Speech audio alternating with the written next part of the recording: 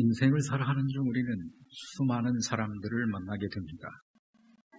그리고 그런 만남을 통하여 사회적 관계를 형성하게 되고 또 그 관계 속에서 행복을 느끼고 또 정을 느끼고 사랑을 느끼며 우리는 그렇게 만남을 통해 인생을 살아갑니다.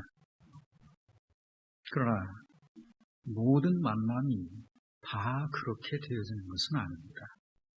때로는 이와는 정반대의 결과를 초래하는 그런 만남도 있죠.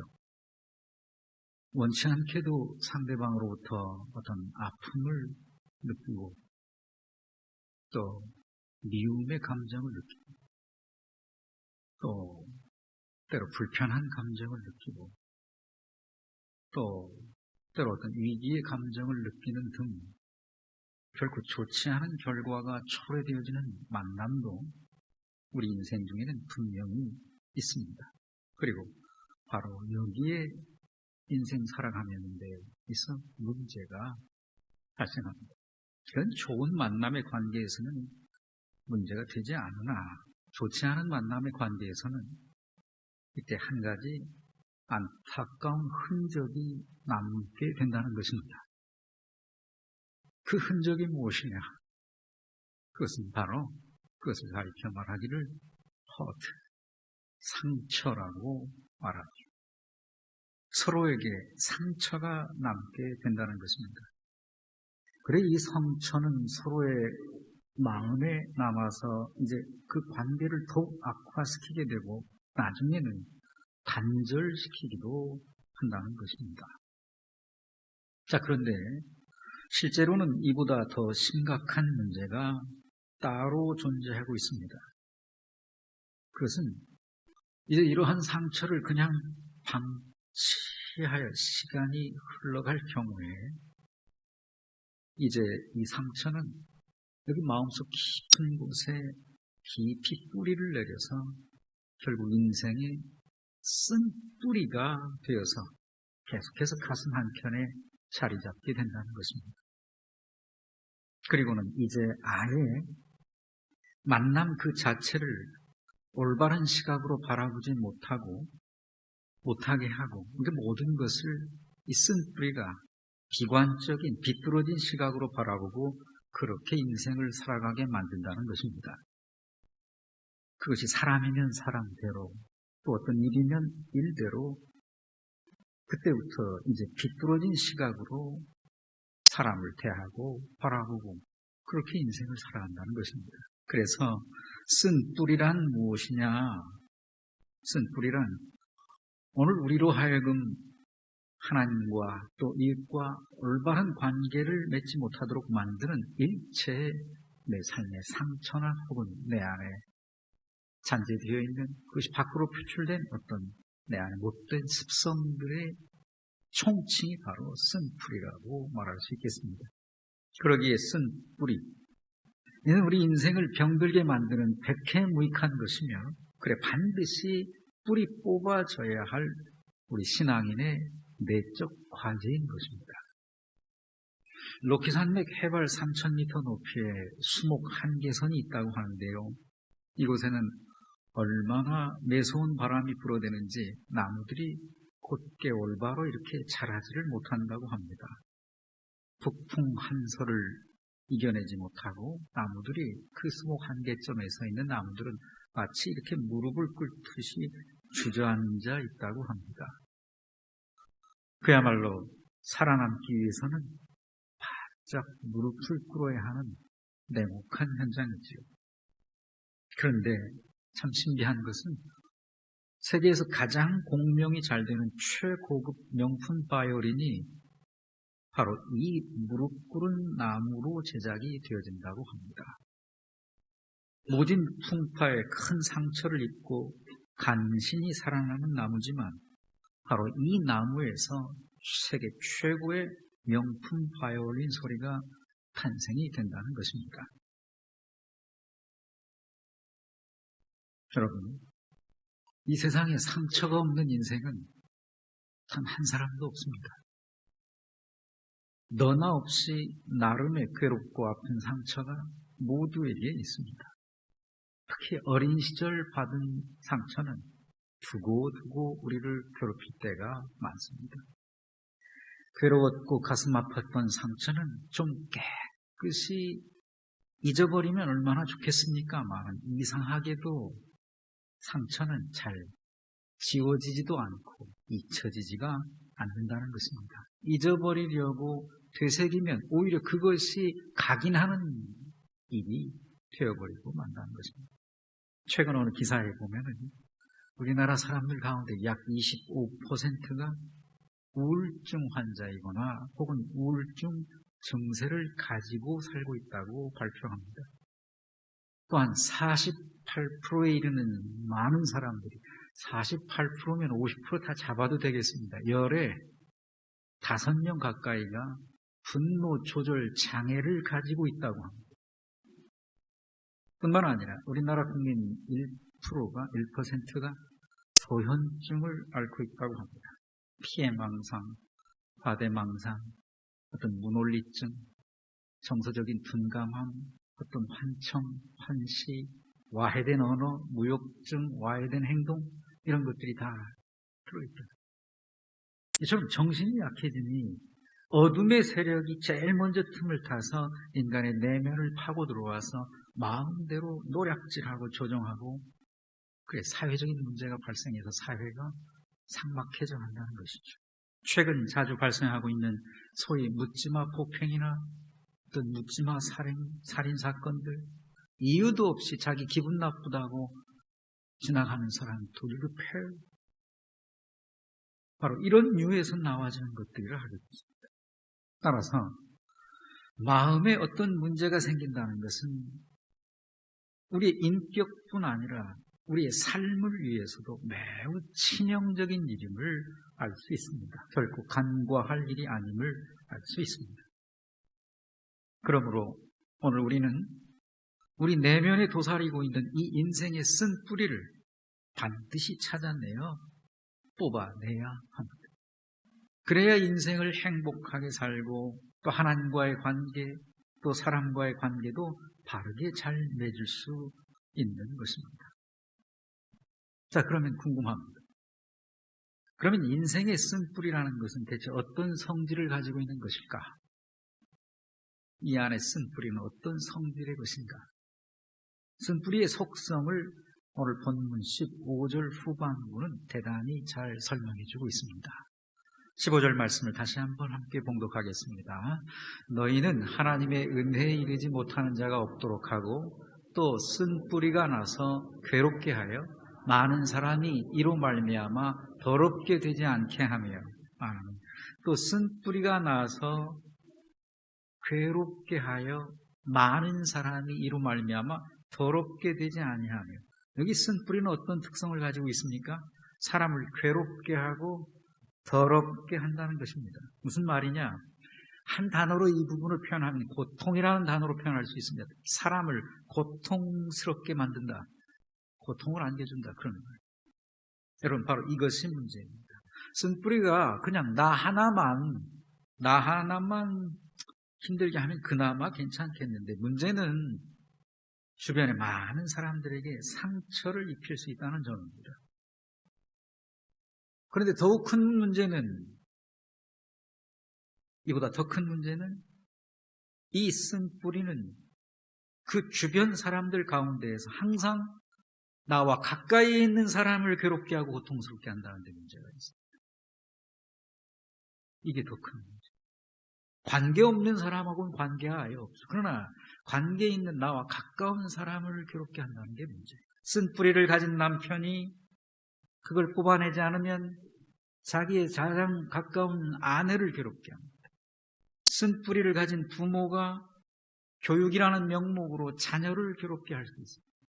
사실 가정이 깨어지는 이유 중 하나는 부부 중에 누구 한 편이 쓴뿌리를 제거하지 못했을 경우가 많이 있어요.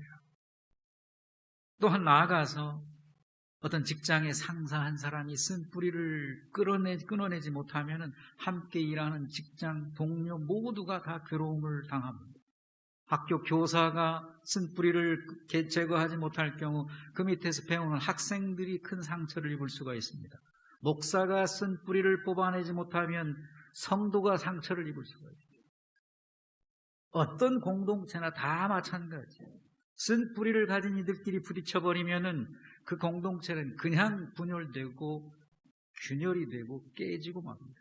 어린 시절 입은 상처나 나쁜 습관에 쓴 뿌리를 바르게 처리하지 못하면 나만 괴로운 것이 아니고 이처럼 다른 사람 그리고 공동체까지 고통을 주고 괴롭게 만든다는 것입니다. 바로 이것이 쓴 뿌리의 성질입니다. 그리고 오늘 우리의 현장에 보여주는 문제들로 부각됩니다. 그러기에 오늘 우리 신자들에게는 신앙생활하는 동안 한 가지 우리 모든 신자에게 공이 주어진 것입니다. 이 사람에게만 주어진 게 아니고 나에게만 주어진 게 아니고 예수 그리스도를 믿음으로 구원받은 모든 이 땅에 살아가는 인간된 신자들 모두에게 공통된 주어진 과제가 하나 있는데 그것이 뭐냐? 바로 쓴 뿌리를 찾아내요. 뽑아내야 한다. 쓴 뿌리를 찾아 뽑아내라. 자, 그렇다면 오늘 우리는 이러한 쓴 뿌리를 어떻게 뽑아낼 수 있을까? 어떻게 뽑아낼 수 있을까? 본문 14절에 매우 중요한 해결책이 나오고 있습니다. 14절 말씀입니다. 읽습니다. 모든 사람과 더불어 화평함과 거룩함을 따르라. 이것이 없이는 아무도 주를 보지 못하리라. 아멘. 쓴 뿌리를 제거하려면 어떻게 해야 되느냐? 모든 사람과 화평하고 거룩해야 합니다. 모든 사람과 화평하고 거룩해야 합니다. 모든 사람과 화평하고 거룩해야 합니다.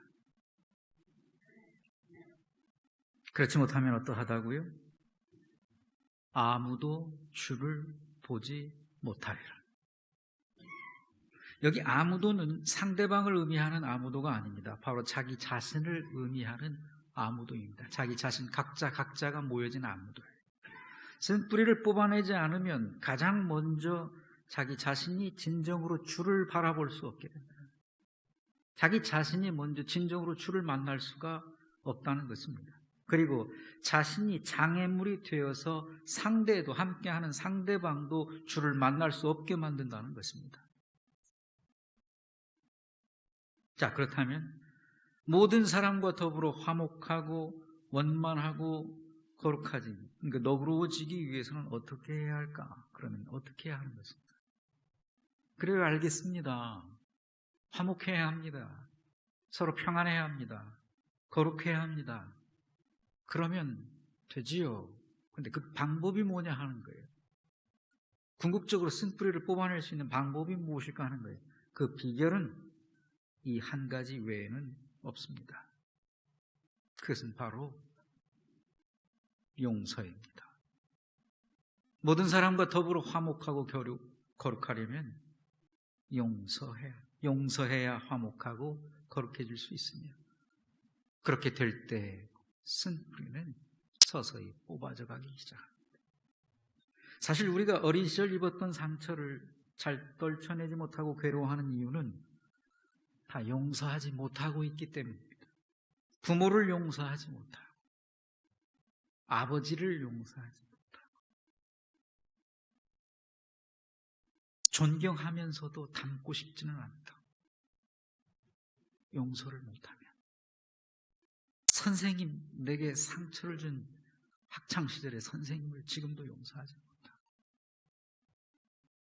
그 사람을 용서하지 못하고 있기 때문에 그래, 반드시 내게 상처를 준 상대를 용서해야만 쓴뿌리의 문제가 해결됩니다. 하지만 여기서 가장 우선되어야 할 사실이 있습니다. 그것은 먼저 자기 자신을 향하여 자기 스스로를 먼저 용서해야 한다는 것입니다. 왜냐하면 모든 관계는 바로 나 자신으로부터 출발되고 모든 관계는 나에게서 시작되고 있기 때문에 그럽니다. 목사님 알겠습니다. 끝까지 그 용서하면 되지요. 아, 그러면은 쓴뿌리가 빠지는군요. 그러면은 화목하고 거룩해질 수 있겠군요. 그렇습니다. 성경의 이야기입니다. 그런데 용서가 그렇게 쉽냐 그 말이죠. 문제는 용서가 얼마나 힘이 든지요. 이 장동 감독의 밀양이라는 영화를 보셨죠? 그 영화를 보면 이런 내용이 나오죠. 한 서울에 사는 여인이 교통사고로 남편을 잃고 이제 아들 하나 데리고 밀양으로 내려옵니다. 무더운 여름에. 밀양 출신의 남편이 생전 밀양에서 살고 싶어 해서 죽은 남편의 생각을 하며 아들을 데리고 밀양으로 옵니다. 그런데 어느 날 이제 도착해서 밀양에서 삶의 터전을 꾸미는데 그렇게 해서 피아노 학원을 하나 열어서 생계를 꾸리며 밀양에서 살아갑니다. 어느 날 집에 늦게 들어와 보니까 아들이 보이질 않아요. 그리고 전화 한 통이 걸려오죠. 납치범. 아들을 잡아간 후에 몸값을 요구하는 겁니다. 돈을 내놔.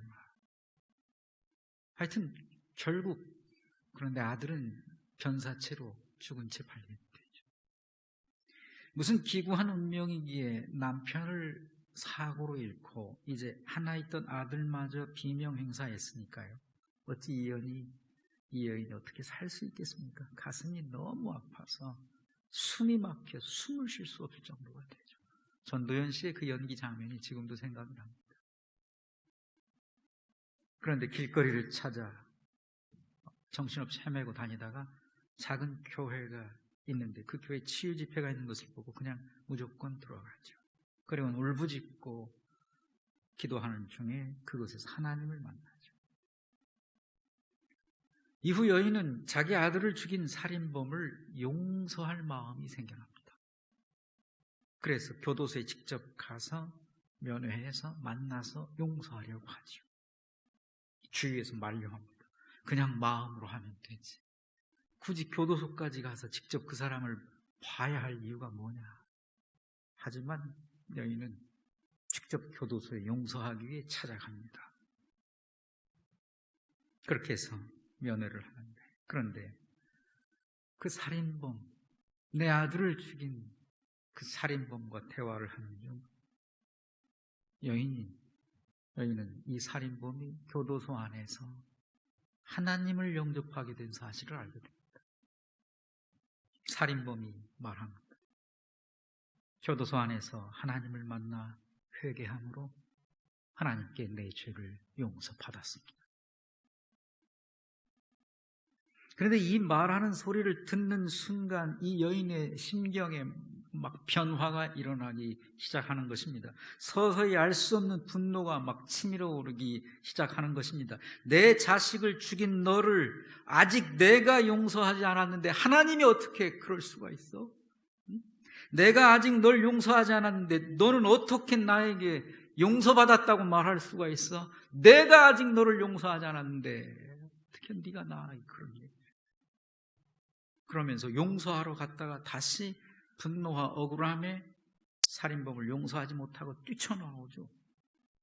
그 장면이 기억이 납니다. 여러분, 용서가 결코 쉬운 일이 아니죠. 누가 용서가 쉽다고 말했습니까? 예수님께서도 우리를 용서하시기 위하여, 우리의 죄를 용서하시기 위하여 그 모진 핍박과 조롱과 고난과 핍박을 받으며 십자가를 지시는 고통을 통하여 이루신 용서의 선언인데 누가 용서가 쉽다고 말해요? 하지만 그럼에도 진리는 이것이니 용서하지 않으면 내 속에 쓴뿌리는 뽑아지지 않습니다. 용서하지 않으면 내 인생이 병들어가고 내가 속한 공동체가 병들어갑니다. 용서하지 않으면 관계가 회복되지 않고 용서하지 않으면 가정이 평안할 수가 없습니다. 왜냐하면 용서에서부터 치유가 시작되기 때문입니다. 예전에 한신대학원에서 목회 상담학을 가르친 저기 현재 지금 내방역 쪽에 치유 상담 대학원을 거기 총장으로 지금 계신 정태긴 목사님 계십니다. 그분은 어린 시절부터 아버지에 대한 증오심이 가슴에 가득 차 있었다고.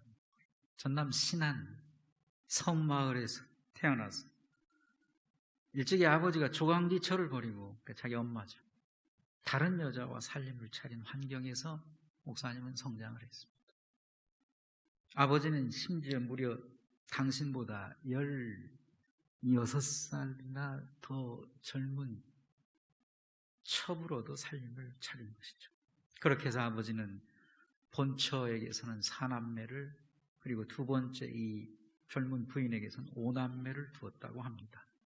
목사님의 어머니는 아버지로부터 버림받은 상처를 잊기 위해서 오로지 일만 했다고 합니다. 일 중독증에 걸린 것이죠. 그렇게라도 해야 살 것 같으니까 하루 종일 농사일에만 매달리고, 자기 마음에 상처가 있으니까 오히려 또 돌봐야 할 자기 자식들에게 사랑이나 따뜻한 정을 주지 못하는 거예요. 이런 부모 밑에서 자라다 보니 정 목사님의 정서라는 것 엉망이었던 것이죠. 항상 이유 없는 불안과 이유 없는 짜증 속에서 자랐다고 합니다. 아무리 생각해도 내 부모로부터, 아버지로부터 사랑한다는 말을 한 번도 들은 적이 없었던 것 같다고 말합니다. 그러면서 생겨난 정 교수님의 인생의 목표는 오직 한 가지. 나는 절대로 아버지처럼은 살지 않는다. 이것이 목표였다. 그래서 정 교수님은 16살 때 돌아가신 아버지를 이후에도 무려 20년 동안이나 증오하면서 인생을 살았다고 합니다. 그런데 이러한 그의 모습은 단지 아버지를 증오하는 것으로만 끝나지 않았습니다. 마음속에 깊이 세월 따라 자기도 모르게 자기 마음속에 깊이 뿌리 내린 인생의 이 쓴뿌리를 제거하지 못하니까 자신의 인간관계가 원만할 리가 만무했다는 것이죠. 성격이 모간하고 지독한 내성적인 성격이 되어서 36살이 될 때까지 사람들 앞에 서서 말 한마디 제대로도 못하고 그저 꽂아 놓은 보릿자루 모양 여기 갈 때나 저기 갈 때나 똑같이 구룩하고 이러고 앉아 있었다. 게다가 자기도 모르게 틱이 생겼는데 다리를 덜덜덜덜덜 떠는 틱이 습관으로 생겨났다. 하도 사람들 앞에서 숫기가 없이 다리만 덜덜덜덜 비쩍 말라갖고 떨고 앉아 있으니까 사람들이 별명을 붙여주기를 재봉틀이라고 별명을 붙여줬다. 그런데 그런 그가 미국에서 유학 생활을 할 때 아주 극적으로 아버지를 용서할 계기가 생겼습니다. 아버지로 인해 자기 안에서 자라난 이 쓴 뿌리를 잘라내고 뽑아낼 수 있는 기회가 있었습니다. 유학 중 어느 날 문득 생각하기를 자신은 일생 단 한 번도 아버지로부터 따뜻한 사랑이나 정을 느껴본 적이 없었던 것 같은데, 그래서 오늘까지 이렇게 아파하며 살았는데, 그래서 너무 아프고 상처가 되어 살아왔는데, 그런데 어느 날 갑자기 문득 어린 시절 그 아버지가 자기에게 참외 5개를 갖다 주신 일이 문득 떠오르더라는 거예요. 참외 5개를 아버지가 어느 무더운 날, 여름날 학교에 운동회 때 아버지가 섬에서 멀리 배를 타고 나가 사오신 그 참외 5개가 문득 떠오르더라는 거예요. 참외 5개. 아버지가 배 타고 나가 무태에서 나를 위해 운동회 날 주려고 사온 참외 5개. 어느 날 문득 그 참외 5개가 떠오르면서 정 교수님은 그제야 바로 참외 5개, 이것은 아버지의 소리 없는 나를 향한 사랑이었도다. 그제야 떨어졌어.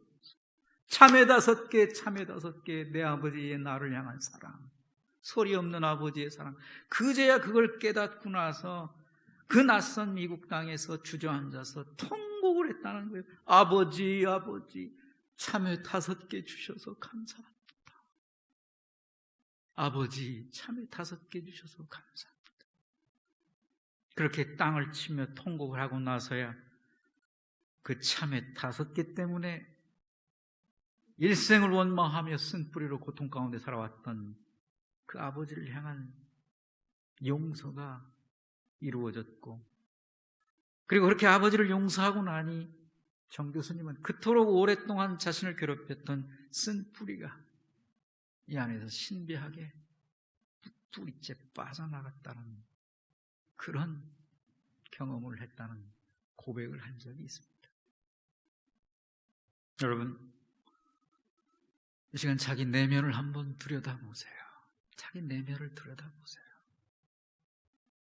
오늘 여러분에게는 어떤 인생의 쓴뿌리가 이 안에 뿌리내리고 있습니까? 아직까지도 뽑아지지 않아 이 마음속에 뿌리내려서 여러분을 괴롭히는, 그리고 상대방을 아프게 하는 어떤 쓴뿌리가 아직도 뿌리 뽑히지 않고 이 안에 남아 자라고 있습니까? 누구에게 상처받으셨습니까? 누가 여러분의 마음에 상처를 주어 여전히 마음을 아프게 하고 괴롭게 하고 있습니까?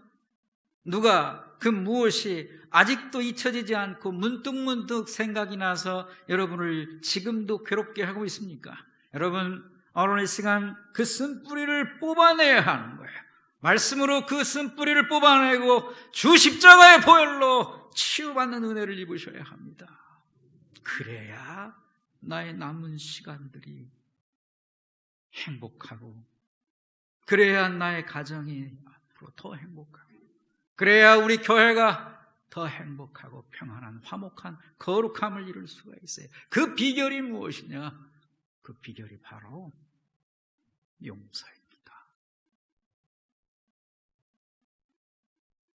여러분, 오늘 여러분을 괴롭히는 쓴뿌리를 제거하기를 원하신다면, 그렇다면 이 시간 먼저 자기 자신을 용서하십시오. 그리고 내 안에 그 사람을 용서하십시오. 너무도 괴롭고 힘들고 어려운 일이지만 성령의 능력을 의지하여 용서를 선언하십시오. 주의 이름으로, 주 십자가의 사랑으로 나를 용서하고 그 사람을 용서하십시오. 하나님께서는 죄인된 우리를 사랑하사 죄로 인해 막힌 담을 허무시기 위해 이 땅에 사람의 몸을 입고 오셨습니다. 사람으로 사는 세상에 오신 예수님께서는 사람에게 소중한 일을 이루셨습니다. 그것은 바로 우리의 죄를 사하시고 용서하시기 위하여 십자가에 달려 돌아가신 일입니다.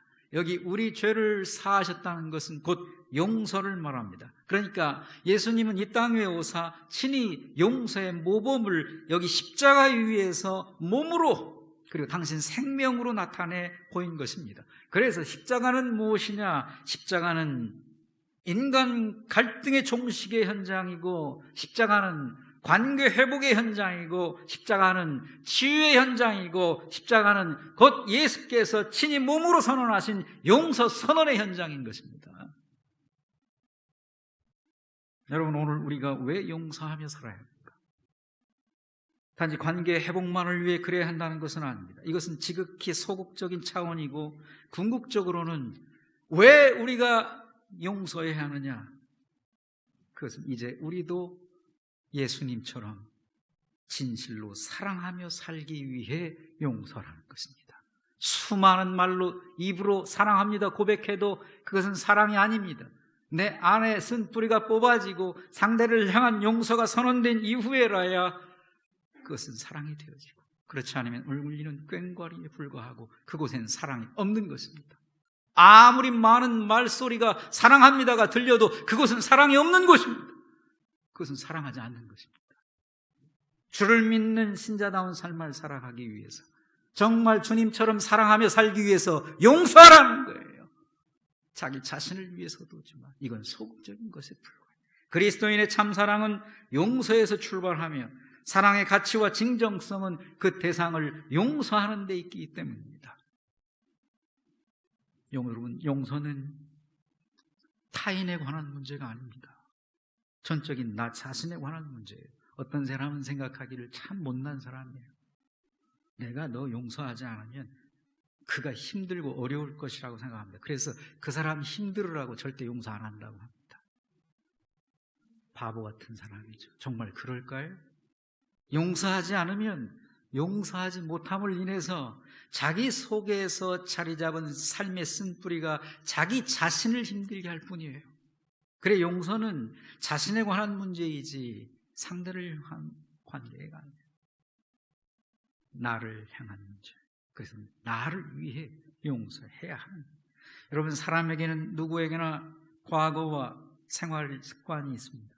문제는 그것이 그냥 잊어버려야지 한다고 잊혀지지 않는다는 것입니다. 이 쓴뿌리를 뽑아내지 않고 그냥 남겨놓으면 이는 나를 계속 괴롭힐 것입니다.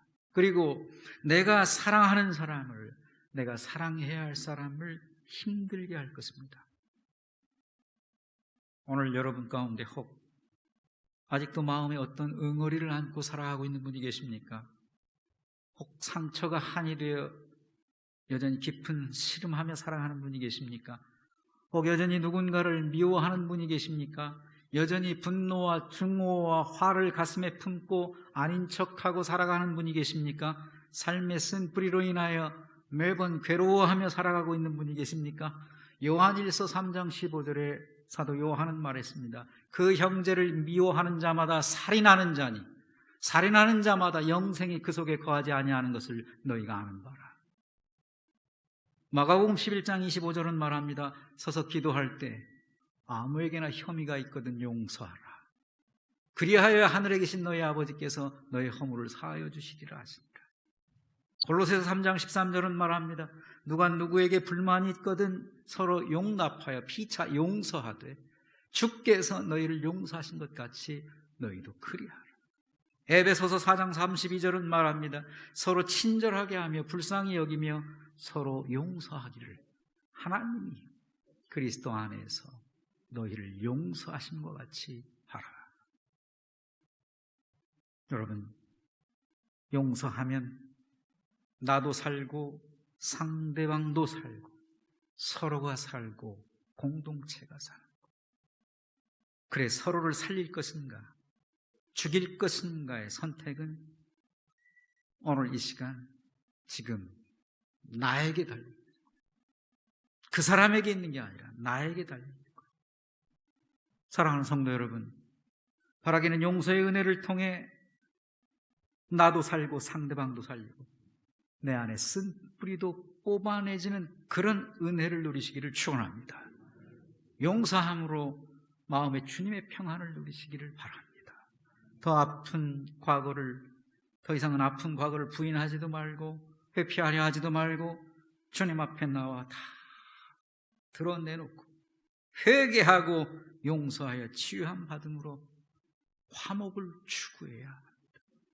바라기는 인생의 쓴 뿌리를 뽑고 다시 새롭게 출발함으로 앞으로의 여러분의 삶이 더욱 행복한 삶이 되어주시기를, 앞으로의 이 중앙교회 공동체의 삶, 신앙생활의 여정이 교회사가 더욱 성장하고 행복한 공동체로 소문나는 은혜가 있기를 예수 그리스도의 이름으로 축원합니다.